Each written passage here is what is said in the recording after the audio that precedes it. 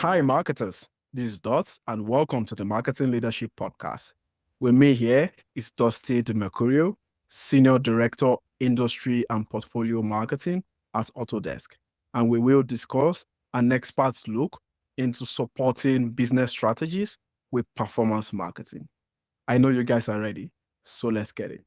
Dusty, how are you doing? Welcome. Thank you. Thanks, Dots. Really nice to meet you. And thanks for having me. I'm doing well. Thanks. Yeah, absolutely. It's an incredible honor to have you here. So, for the benefit of our listeners, do you want to please tell us a bit about yourself, your background, and how you've had such a blissful marketing career? Thank you. Yeah, of course. I'm currently at Autodesk. I lead, I work in a group called Industry and Portfolio Marketing. And we're really looking holistically at the whole portfolio of technology that Autodesk develops and manages that really address multiple industries from architecture and construction, building creation, things like that, all the way to manufacturing sector and automotive and things like that, as well as media and entertainment. So we have a very vast portfolio. So the group that I'm in looks after that larger portfolio and develops basically and drives our go-to-market strategies around the portfolio. Oh yeah, that's a very wide. How do you do that? How do you manage to get through each of them, say, in a week? It's a challenge. I mean, one thing that we've done is, one of the things that we've been focusing on this year is really more of an audience-centric go-to-market. As a company, we have a pretty broad portfolio, and over the last few years, we've really evolved our business model to move from sort of a perpetual licensing model for our technology to more of a subscription model. But we're also in the midst of transforming sort of a point product offering model to more of a platform approach to how we offer our technology to these different sectors and industries.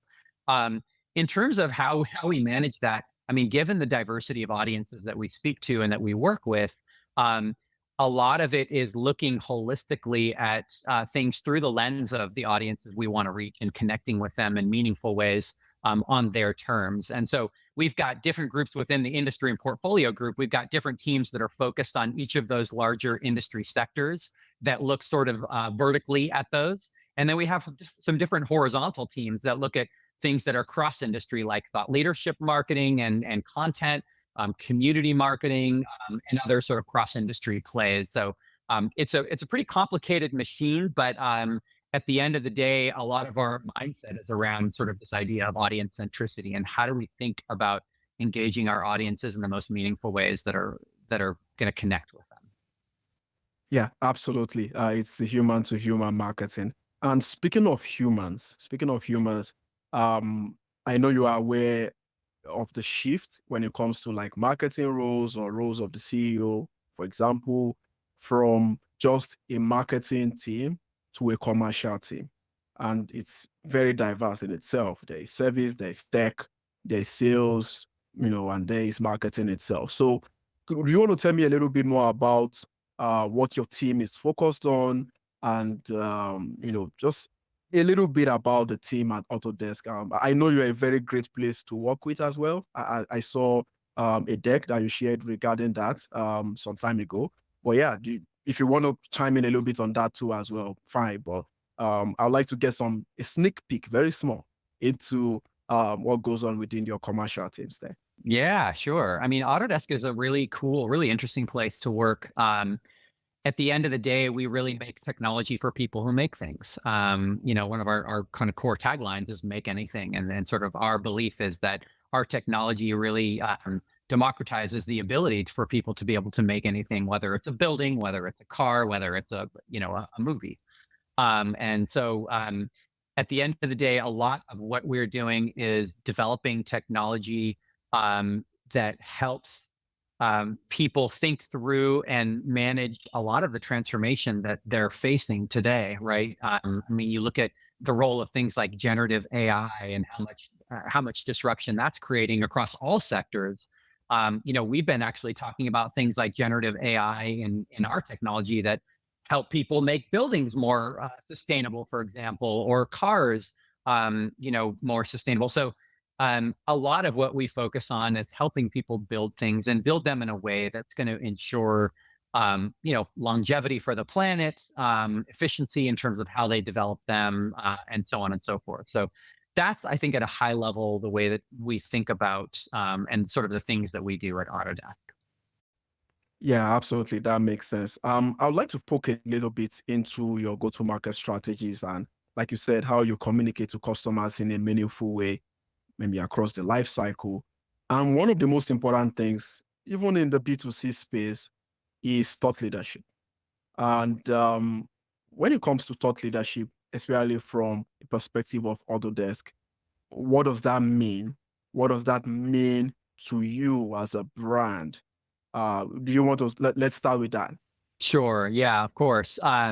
So yeah, thought leadership is an area of focus that I have more specifically. And for us, it's a really, really critical part of what we do, because at the end of the day, what we're trying to do is really inspire our customers with a view into what we believe the future is going to look like in terms of how people design and make. And so for us, thought leadership is really a way for us to encapsulate and capture that vision and inspire, sort of a vision of change that we see, that customers really are facing right now. So, thought leadership is one of those terms that, is kind of like the term content means different things to different people. So the way that we define it at Autodesk is really the expression of insight from a trusted source that inspires action. I will say that that inspires action part, something we added. I don't know that you would necessarily find that in like the way that Merriam-Webster might define thought leadership. But that we thought it was really helpful for us to think about it that way, because at the end of the day, that's really what we want to do. We want to inspire some form of response or action from our audiences with our thought leadership. So again, a lot of it's about telling the story of where we believe the markets are going, and then talk a little bit about how we can be a partner for our customers in helping them manage the digital transformation that they face. Yeah, absolutely. And I'd like to dive a little bit deep into that, especially the extraction of insights, right? Um, First of all, what are the stakeholders involved when you are building these insights, and you're trying to find out their needs and what kind of questions that they're asking, right? And in terms of giving value back to them in return, what are the strategies you guys use to, you know, serve that value of thought leadership and then keying that to your brand purpose or brand vision, as some might call it?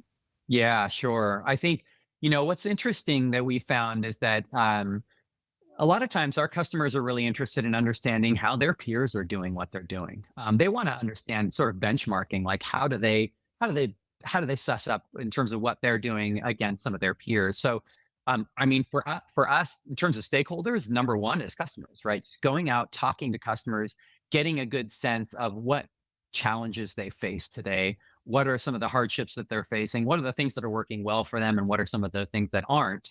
And understanding what outcomes are important to them, right? What are the things that they're trying to realize? What are the outcomes that are critical to them? That becomes essentially a guiding force for us, right? When we better understand our customers and their sort of intended outcomes, it helps us think through, how we can, um, you know, really how we can best help them, right? Whether it's through partnership, whether it's through consultation, whether it's through technology, all of those pieces. But at the end of the day, it all comes back to talking to customers first. I'd say beyond that, we work a lot with futurists, people in these industries who are thought leaders themselves, people that have written books, give seminars, all that kind of stuff. So, and we have a pretty rich, group of people like that who actually work at Autodesk too, right? People who've been in the industry, who've been talking to customers for years and developing new technologies, to help them design and create in more of a digital environment. And so a lot of times it's engaging with our internal stakeholders as well, and capturing some of those insights and sharing those back with customers when we engage with them. Yeah, that makes sense. And if you're listening here, just stay with me. We are getting somewhere. So at the first level, we are determining the need for thought leadership as an angle to engage with customers or stakeholders from a corporate communications perspective. Dusty has also mentioned some of the ways in which this engagement is done, how they ask the questions, how they get return value, and then the last bit is using customers themselves as the engine to tell the brand story, right? I'm always a firm believer of growing brands inside out, whatever that means. But I would like to get into your experiences and how you look at brand storytelling, corporate storytelling. There are a few people who have said, is corporate storytelling dead because of a few things that are not working or should work, maybe things like culture, digital transformation and things like that. So when it comes to, running successful, I will call it, I guess, customer advocacy campaigns, how do you guys do that and then use customers as the engine to run that? I've had the chance to work with a company that also ends with DESK, and they've tried a few things like that where they mixed customers with thought leadership. So tell me your own spin around that. Yeah. So yeah, I would say I think customers in many cases are better than we as marketers are at engaging each other. So I think for me, that's a really, really important piece of it. So, in terms of really like we take a community approach to things. So really it's how can we build a platform for our customers to really tell their own success stories? So for example, at Autodesk, we have sort of a thought leadership publication that's called Redshift. You can find it at redshift.autodesk.com. It's in multiple languages too. And you'll see a lot of our customer success stories there. And again, the stories, we describe it as owned media rather than, marketing, right? It's not your typical case. Yeah, it's not your typical case study that's like, customer did this, achieved this outcome, saved this much money. It's not as much that as it is really looking at like what was a really gnarly, interesting challenge that they faced, and then how did they overcome it? And so in many cases, it has become a place where customers have been inspired by um, really people who were at the cutting edge, peers of theirs who were at the cutting edge and doing really, really interesting things in very new ways. So I think for me, that's a really important part is like having digital platforms and having meaningful ways to have customers engage and tell their own stories. I would argue that your podcast is another example of that, right? You've got an opportunity where there are people like myself who come in who bring their experience and tell that story. To me, content storytelling are really critical. And in many ways, if a company does it right and then gets out of the way, it can really flourish and build that community. I think the challenge I've seen a lot of cases is marketers come in, and I've done it too. I've been guilty of this in my career as a product marketer in the past. You come to work every day, you think about your technology, you think about your solutions, and you think, how do I build more demand for what I'm trying to do?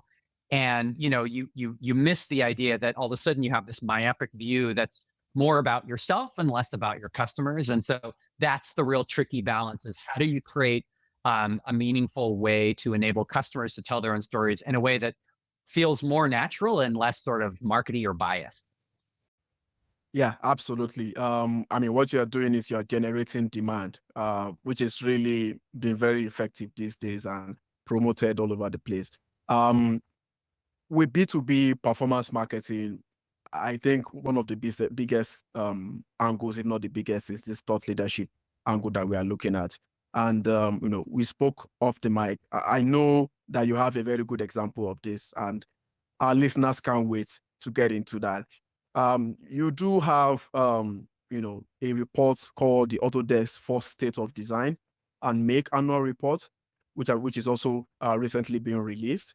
I would like you to tell me the story behind that report, in terms of, why are you publishing the report in the first instance, and what it's about, and the purpose as it ties to thought leadership in general. Let's start there. I'll ask a few more questions here. Sure. Yeah. So yeah, that report was we released that in April of this year, sort of late April this year. It was our first sort of annual report. So we'll publish it every year. It's really the the insights will come from the longitudinal side, right? Each year as we publish, we'll be able to compare what we learned from last year and see what's changed. But the intent behind the report, really, it started when I took on thought leadership marketing at the company. One of the things we looked at was we said, okay, what does it look like for a company to really be a meaningful thought leader? And so, when we looked at where do we go for thought leadership, a lot of times we found ourselves going to, organizations and companies that publish original research, right? Gartner and Forrester and the like. And so we thought to ourselves, like, how do we position ourselves as publishers of original research? Because we actually were doing a lot of that already, but it wasn't terribly integrated. It was sort of more on an ad hoc basis. And so we thought, let's bring our efforts together and really think about how we publish research in a sort of a collective way. And so that was the idea behind the report. We were kind of looking at look at what like Edelman did with their trust barometer, right? It was a really that was one of the inspirations behind it was, what if we did something like that, but more in the area and the category that we play in, which is designing and making, right? Design and make. And that's why the report is called State of Design and Make. So, that was the idea behind the report. The target audience for the report itself was actually really looking at sort of like senior business leaders, executives, sort of like, VPs, directors and above. But the reality is that it's actually, what we found is that it's resonating across all layers and all levels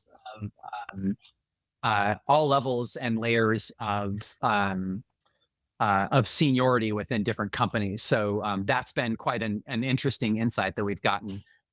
The report itself is really a global annual study for leaders who are designing and making everything like places, objects, experiences. The whole point of the research is to identify the most pressing drivers of change that are shaping today's business decisions, right? And the intent here is to help business leaders make more informed and strategic decisions and prioritize how they invest in the future as they tackle digital transformation, which is affecting all of us. So that was the intent and the thinking behind why we published the report. Yeah, that makes sense. And when it comes to initiatives like this, at an enterprise level, there needs to be not just stakeholder buying, but employees need to be the, I guess, one of the bones of in terms of propelling it forward and things like that. I've spoken on this podcast with Drew Nazia, who has also, mentioned the power of employees. So sorry if I'm putting you on the spot here, but how did the employees feel about it? Were they happy to get it? Were they proud of it? I think that's the word, pride. Or it's just something that I have to read? Yeah, that's a great question. I think in our minds, when we were looking at and launching the report, of course, it was a really big deal for us. And in our minds, we thought this is extremely valuable, and we really do hope that the organization gets their head around why this is. And it has really created a storm of interest within the organization. It's brought the organization together in many ways. Part of it was, as we built and figured out what does this research even need to be, we brought in strategy, we brought in product, we brought in sales, we brought in a lot of the key stakeholders across the organization, as well as futurists outside the organization, to help us shape what is this report, what should this report really entail, like what should it include. And since we've completed the report, we've got this massive internal demand for the data, right? It's a combination of quant and qual. So I think the quantitative data is a pretty rich survey that's like, I think we have like about 2,500 respondents worldwide, so in multiple languages. Our product and our strategy teams are asking for different cuts of the data because there's so much interesting insight that they are gathering from it and really incorporating as they think about their their areas of strategic focus for the business. The organization internally has shown a ton of interest. Sales wants the data. They want to be able to use it as conversation starters with their customers, right? Being able to have conversations at more senior levels in the accounts that they're talking to. It's working incredibly well for that. The product organization wants the insights because it's helping to inform what challenges they see our customers are struggling with at the user level, so that we continue to evolve and develop our technology in a way that's going to help address those challenges. So, and then of course, marketing, the organization's been loving it. The reality is that, as I mentioned before, we've published research on in more of an ad hoc basis historically.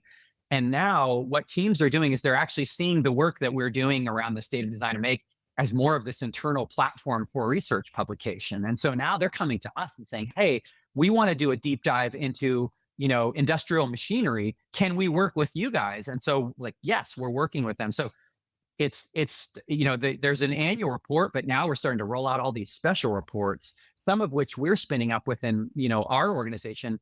But some of it is just we're partnering with other parts of the organization that have already been commissioning research on their own, and really bringing this together. The larger intent here is to really help position Autodesk as a publisher of original research. And so the more consistently that we do that, and the more that we do that in a way that adds value and gives back to customers and gives insight back to them, that has really helped blow it up internally in terms of overall interest. Yeah, with B2B campaigns such as this, you are creating demand, you're generating demand, and that's sort of the things that you're doing. And in conjunction with that, the content itself should not just be, left on its own to say, oh, this content is great content, it will spread itself. Well, virality is one thing, but that's outside the scope of this video.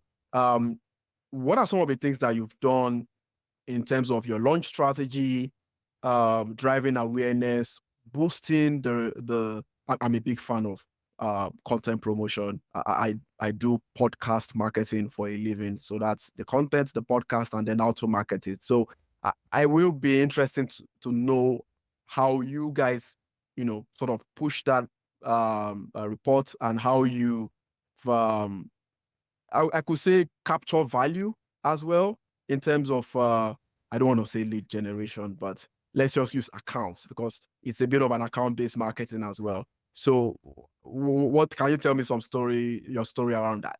Yeah, of course.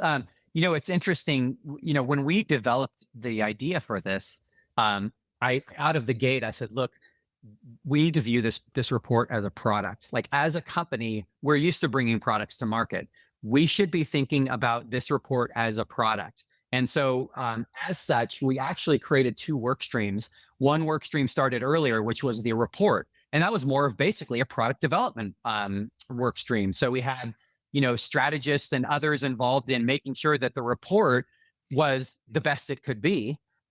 So there was a whole work stream around report development that kicked off early.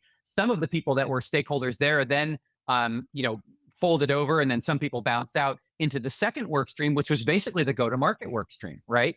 And so we applied a very similar approach that we would apply to bringing a product to market. So bringing in all the right stakeholders from communications, PR, brand team, social media, campaign marketing, content marketing, and events, all that stuff. So we developed and really developed a rich go-to-market plan for the report. And it was really great because we actually found a really good launch partner. We actually partnered with Bloomberg, and we rolled out the report.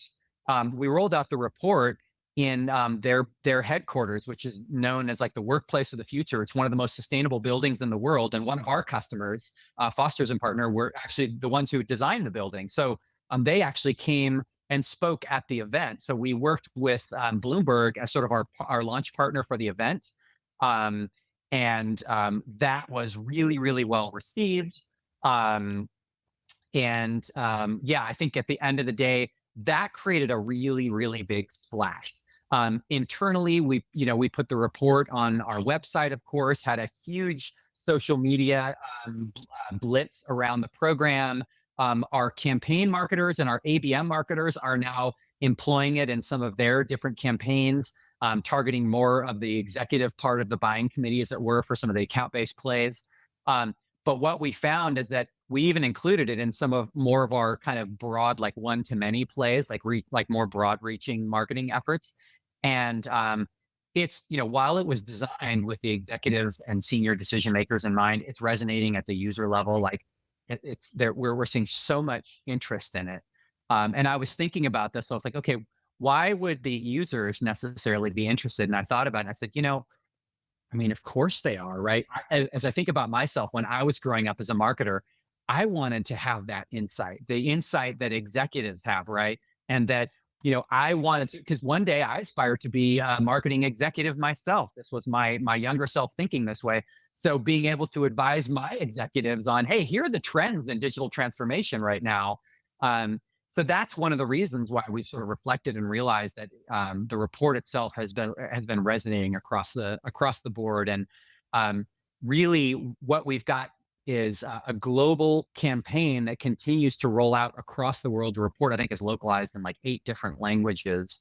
And that event that we had, the Bloomberg event, our CEO, Andrew Anagnost, who's brilliant, he actually came to the event, spoke at the event about the future, about AI and how that's impacting design and all this. And our COO, our CMO, of course, was there. So there was a ton of great support that we got from our executive leadership team as well, which also helps trickle down and drive a lot of internal awareness and build a lot of internal excitement around the report. Yeah, I love this story, and Dusty, I don't want you to stop. So I got some more questions around this. When it comes to marketing, content marketing, go-to-marketing strategies, or demand gen from a B2B perspective, such as the one that you just been speaking about, there is the impact. All that you've been saying, most of what you've been saying is the impact. Now it's time to talk about the outcome. And I would like to find out if you could give me the good, the bad, and the ugly side in terms of the things that you've learned from the report so far. And in terms of the good side, has there been any influence on demand? Has there been any pipeline enhancements, sales pipeline enhancement because of it? Again, it may not be immediate. We know sales cycle in your industry is probably much longer than people think. But what are some of the up, down, and mid sides of this campaign? Yeah, we've got a lot of learnings already so far, and still more to come too. But I'll say, out of the gate, the Bloomberg event that we did, and all the sort of associated PR that we got around the report, that was really, really well received. It made a really big splash. We really worked with Bloomberg as the sponsor for this launch event. But they don't necessarily always do this, and in fact, in some cases, rarely do. But because it was more viewed as sponsored content, they actually ran it on Bloomberg.com, right? So the content was good enough that they actually wanted to run it on their own site, which is not a guarantee. Yeah, which is not a guarantee even when you do sponsored events with them. So we knew we had a really, really rich report, and we knew the content was really, really good. As we started to roll it out, we saw a lot of traffic, a lot of interest. Our conversion rates, when we were looking at people downloading the report, our conversion rates were up to 8x higher than any other sort of thought leadership reports and white papers and things like that we've done in the past. So our conversion rates were higher than we'd ever seen, and continue to outperform, which is amazing. Tells us that there's high demand for the content. I also get a lot of really nice sort of anecdotal feedback when I talked to our head of sales in EMEA, and he said, thank you for this. This is incredible. When we went and we were able to meet with one of our really big customers here in the US, and we brought a printed version. We kind of printed a book out of the report too. So we got some printed versions, and they're taking them into some of their, one-to-one, like, some of their biggest accounts, and getting a ton of really good, just anecdotal feedback at like the C-suite level, which was really the intended target for this report originally. So in terms of actual demand creation, this is where it gets tricky, right? Because on the one hand, as we roll it out as part of our ABM plays, right? ABM, and you nailed it, right? This sales cycles are long. It's not like a short-term conversion, like, are they buying something more through the e-store? That was never really the intent with it. So we can look at some of the lagging indicators and say, okay, we're seeing some really good conversion and we're getting a lot of good anecdotal feedback from customers about the report. But we don't have a terribly easy way to measure the actual impact on the business. Like, it takes multiple quarters to understand that. So the best thing we can do is indirectly look at what are some things that we've done before. I mean, the idea of, everybody wants content attribution, right? Tell me how my content is like driving the bottom line. And it's easy to do that when you're talking about like more B2C or bottom of funnel digital transaction stuff. But when you're talking about this thought leadership that's at a higher order at the top of the funnel, as it were, it's hard to connect the dots, and it continues to be difficult for us. So the best thing we can do is say, did they take the action that we wanted them to take, right? Which is either download the thing or show up at a webinar around one of the topics, or click on this or that. We can see that progression. But it takes time to understand, is it really helping more largely grow our accounts? So we have to look at other things like, how much attention are we earning from our audiences, right? And thinking of attention, right, in the attention economy that we live in, are we earning the attention of our audience, right? If we're not, or they're bouncing, then the content's not good, right? Yeah, exactly. So these are some of the ways that we'll decipher. But that's I guess the ugly part, as you say, that's the challenge, is understanding. We know that it's going to have an impact on the business, but it may take some time, and the lines aren't always direct to show that impact. Yeah, absolutely. If you're listening to this podcast and you haven't subscribed, please do so. And you will ask me why. Here on this podcast, we get leaders that operate from a transparent strategic standpoint. People like Dusty are one of a kind. It's not easy to say, we don't have all the answers now. We will have it at some point, but we don't have all the answers now. I've always been a proponent of progress versus outcomes. And that is sort of what Dusty has sort of reflected through this campaign, and how it might take some time to see maybe true attribution.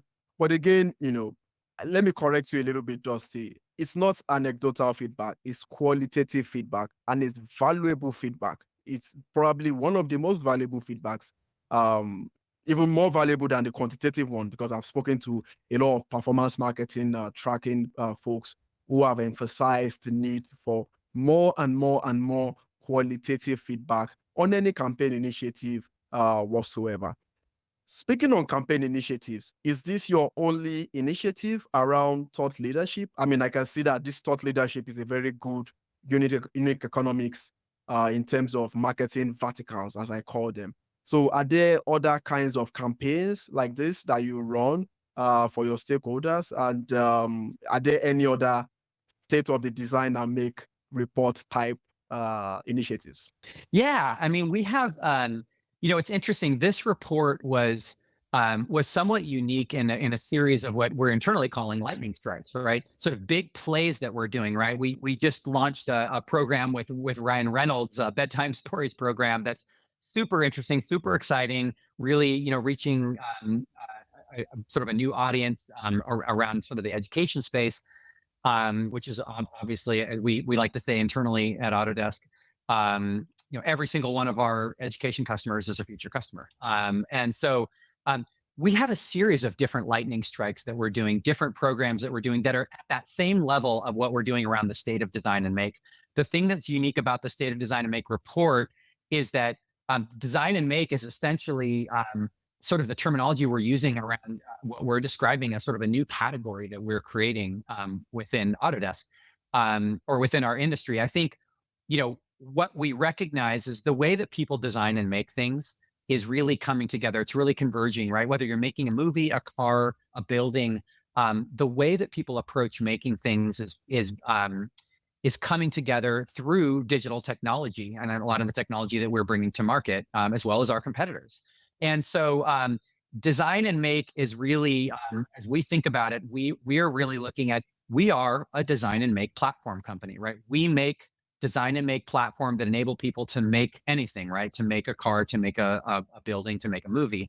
And so a lot of the things that you're seeing us do, whether it's commercials that we're running during the Oscars, to the latest Ryan Reynolds program that we're doing, the Bedtime Stories one, State of Design and Make. There's a whole slew of these sort of lightning strikes that we're doing that are really driving visibility of Autodesk, creating more brand awareness of the company itself, and helping to sort of reinforce the what we do to enable people to make anything through our Design and Make platform.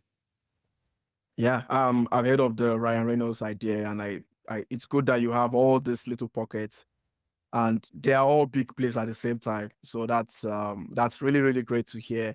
And it looks like your positioning is secured. I know there's still a lot more to be achieved. It's human nature, but I just want to give you a pat on the back, a virtual pat on the back, if you like that.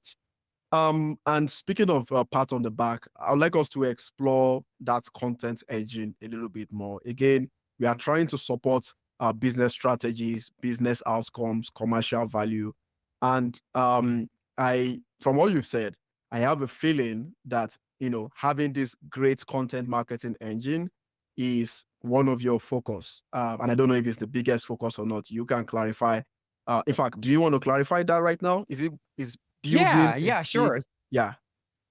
Yeah. So Right. I mean, a lot of what my team specifically focus on is really, content. So my area of focus within the portfolio group is looking after content, search, thought leadership. So it's more of a horizontal where we're working with all of the sort of the different vertical industry teams to support that. So yeah, that is an area of focus specifically for my team. And I think, the larger industry and portfolio group, we really see ourselves as a large content organization. So I would maybe argue that my group might be a center of excellence within that. So we develop a lot of content that crosses industries like the State of Design and Make and things like Redshift and stuff that you see on our homepage of our website, stuff like that. But there's, of course, a ton of other content that we create that's more vertically aligned, that's technical in nature in some cases, speaking, events and things like that we do. There's a ton of other content that gets developed in the organization. And so the way that we think about it is that, um, content really is kind of one of the primary products that marketing ships to the organization. And smart content is content that's going to create value for customers, right? At the end of the day, I think people are no longer receptive to being sold to. They continue to be less and less receptive to sort of disruptive or interruptive advertising strategies of yesteryear, right? People like companies today need to lead with value, and a lot of times that can come in the form of content, right? Having having podcasts like this, having webinars where we bring executives together to talk about what their struggles are, having things like State of Design and Make reports that show insights. These are the things I think that are really critical for marketing organizations. And so that's why there's so much of a focus on content for us as a company. The other thing I'll say is that, I feel like I'm one of the luckiest people working in content because because Autodesk as a company and what our customers are doing is in many cases not even borderline like science fiction. It's so incredible what our customers are doing. And so we have this endless pool of incredible stories to be able to tell. And so for us, a lot of what we're trying to do is how do we optimize and build an incredible content machine that can help tell those stories? Yeah, yeah. And I cannot agree more into that. Again, I will not let you go on that thought. And I've been thinking about your role based on portfolio marketing and looking at that against your playbook, right? In terms of what a well-oiled content marketing looks like and what that, journey to that, systematization or optimization looks like. Do you prioritize portfolios or industries or sectors when running these campaigns, or are they like all simultaneous in terms of like, oh, I'm running this here, I'm running this here, I'm running that here, or how do you juggle portfolios where you're running some of these initiatives, and what are some of the other best practices that your commercial team undertake? Maybe it's in the use of tools, or even in the processes that make sure that you guys are always churning creative innovation. Uh, Two words that are not easy when said together, but it looks like you've cracked it. Well, it's always a work in progress for us, but I think it's a really great question. I'm glad you asked it. I think one of the things that we've done is, I think historically, right, Autodesk has grown through acquisition, through product development of our own in house. So we have a really rich portfolio of products, and there's a lot of equity tied up in those products, right? There's a lot of customers that really love those products, like AutoCAD and Fusion, and so the challenge for us historically is, as we've gone to market, in many cases, if you go to market from a point product perspective, you end up hitting, in many cases, the same customers multiple times, because guess what? Our customers use multiple products of ours. So we started to transition to from more of an approach there to thinking about our portfolio more holistically, and leading with the lens of audience, right? And thinking about, okay, let's think about the architecture audience as an example, right? What are the different components of our larger portfolio that may be of interest to them? And the reality is that some of our visualization technology that gets used in Hollywood is interesting to them, and they use when they create visualizations of buildings they're designing, for example. Of course, things like our CAD and our BIM tools, Revit, things like that, that help them design in 3D. Um, and so right now, what we're trying to do to create more of a clean experience that is going to resonate better is to start with the audience and think about what parts of our portfolio would be of interest to them, and frame it in that way, rather than going to market from a point product or even a portfolio perspective, but starting with the audience first.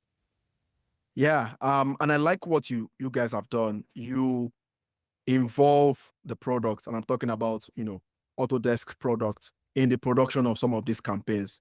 Whether it's the reports, or even the I learned the Ryan Reynolds Storytime initiative. Could you tell me a little bit about that? How you were able to look at a campaign that ties into your brand purpose, not necessarily selling anything, but even in the process of that, you are using the product as part of the development of that initiative. Of course, you said this content pieces, our campaigns are products, and I cannot agree more.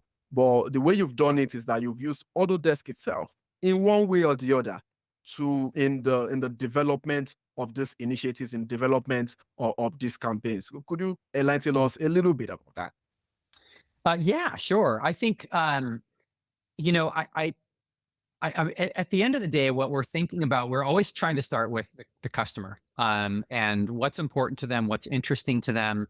And then also, I mean, you've got to balance, like, what does the business need? What's important for the business? And one thing that we've learned is that in some cases, you'll have customers along the spectrum of sort of adoption, of newer technologies, right? You've got some of the like, early adopters who are really hungry for the latest technology. And then you've got some of the laggards who are like, hey, get off my lawn. Like, they don't necessarily want to change. And so, yeah, exactly. Exactly. And so, a lot of times for us, we tend to lean into more of the sort of the innovation side of the story. And so, we've been really lucky. We have a new CMO, Dara Traceder, who's absolutely incredible, and she has an incredible vision and an incredible passion around storytelling, and a really rich history and experience of having done that for some really well known brands. And so she has been like this. She's brought in this level of enthusiasm and passion and experience that is really sort of igniting a lot of excitement in the organization around how can we leverage storytelling, and how can we do it in a way that is going to going to position our brand in the right way, right? I mean, there's a real delicate balance of how do you how do you tell how do you include Autodesk in the story without being overly heavy-handed? Yeah, yeah. How do you do that in a way where you're really making, either the customer or the focus of whatever the story or the campaign is. How do you do service to that? But make sure that Autodesk gets the credit, because one of the things, that she recognized when she came in, she said, this company is so incredible and the work that we're doing is unbelievable. But people don't necessarily know it. And so this is part of what we've been really thinking about. And I think a big focus for her is how do we incorporate Autodesk into the story in a way that's going to resonate, in a way that's not going to be over, heavy-handed or salesy, but it's going to be very authentic. But give due credit where it's due, as it were. Yeah, yeah, it's brilliant the way you've done it. And you've mentioned a couple of verticals through which you play when it comes to the content engine. The only piece that does not have as much love is search. And search going to SEO, maybe SEM, but SEO being the flagship there. How does that play into your work when building this world-class demand generation content engine? How do you use SEO in here? And and I'm glad that I'm asking this question, because people might assume, well, Autodesk is a big brand, so their authority is great. They don't need to do too much work. But I don't agree with that, because it's more stressful to stay at the top than to get to the top. And so do you want to tell me, how you do it, when it comes to optimizing content for search and using that to drive or influence future commercial income? Yeah. So I think, search is a really, really critical part of what we do. Um, I think at the end of the day, we get a ton of insight from search, right? Understanding what people are looking for is so important. And it really gives us a lot of insight to help us figure out what's the kind of content that we should share with customers. One thing that we look at when we do our search analysis is that, people who are searching for things on Google or whatever, um, they tend to be the most highly engaged audiences when they land on our website. And not too surprising, because they were proactively looking for information. And when they land on it, exactly. Whereas if you're looking at a feed from social, for example, somebody may click on your thing, but it's more of a passive kind of mindset than an active mindset, where search is more of an active mindset. So search is a really critical component in terms of understanding, gathering insight into what are our audiences looking for, what are they searching for. That starts to become mechanisms for us to figure out what kind of content should we be creating that addresses what they're looking for. And again, at the end of the day, for us, we know that audiences that are coming in through search are the most highly engaged with our content. They stay on it the longest, they consume the most of it, and they're also the highest converting audiences that convert through our e-store, as an example, as well. So SEO is a really, really big and really important component. And actually this year, the SEO organization moved into my group, which has been an amazing thing, because now we've got sort of content and search living together. And so now our search team, which historically kind of operated more like an internal agency model, advising teams, now they're in a content team, so they can develop these strategies, and we bake it into our content strategy, and we have the execution and the muscle within the team to actually act on it now, which is really, really important for us. Yeah, Dusty, it's been amazing in terms of the stories you shared, your perspectives, and everything that we've learned so far. It's just awesome. I think we need to now start looking at B2B performance marketing or content marketing in a different light, looking at some of the many things you've achieved and you will still achieve in future. But before I let you go, you want to tell us a bit more about your brand and where people can find you? Yeah, of course.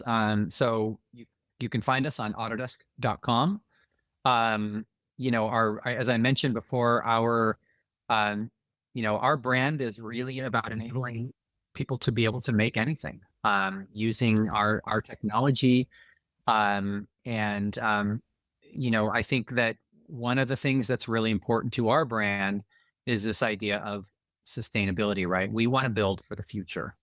And so one of the things that's really critical to that is some of the ways that we're leveraging are, things like generative AI, generative design, as we call it. We're using that technology, we're embedding it in our products that helps our customers make better decisions about everything from how do I design this building in a way that's going to maximize the sunlight so I can get more solar energy and require, less, gas, as it were, things like that. Um, that is really critical component to our brand is this idea of building a sustainable world for all. And I think that kind of is a really hugely motivating part of why we want to enable people to make anything and do it in a way that's going to help the whole world prosper. Yeah, absolutely. Absolutely. That's all for today, guys. I hope you enjoyed it. Please see more episodes like this at dotslovesmarketing.com. And don't forget to subscribe to this podcast, the Marketing Leadership Podcast, on Apple, Spotify, and YouTube. Till next episode, connect the dots. Thank you for listening to the Marketing Leadership Podcast, brought to you by Dots Loves Marketing. There will be links to any resources mentioned in today's show notes. If you enjoyed this episode, please leave a 5-star review and be sure to subscribe so you never miss an episode.